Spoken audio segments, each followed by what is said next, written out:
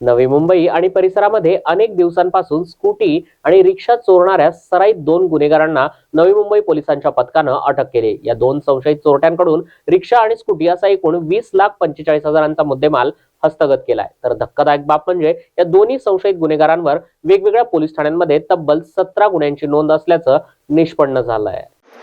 CBD police स्टेशनचा CR number 16/15 16/25 चोरीच्या गुन्ह्यामध्ये ऑटो रिक्षा चोरीची घटना घडलेली होती। या संदर्भात सीबीडी पोलीस स्टेशनचे सिनियर PI रेवडे साहेब आणि त्याचबरोबर DB चे टीमचे प्रमुख डंबाळे आणि त्यांच्या टीमने आरोपी अरेस्ट केलेले आहेत दोन, आणि त्यांनी जवळपास शहरातील विविध ठिकाणचे वेगवेगळ्या प्रकारचा टेक्निकल अनालिसिस करून जवळपास 17 गुन्हे चोरीचे उघडकीस आणलेले आहेत।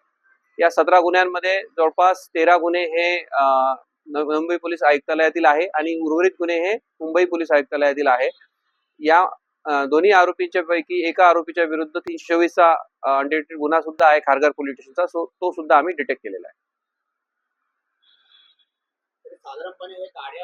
हे चोरी करून वेगवेगळ्या ठिकाणी विकण्याचा प्रयत्न करायचे, काही ठिकाणी जे दुसरे आहेत जमा करून ठेवतात नंतर विकतात ते।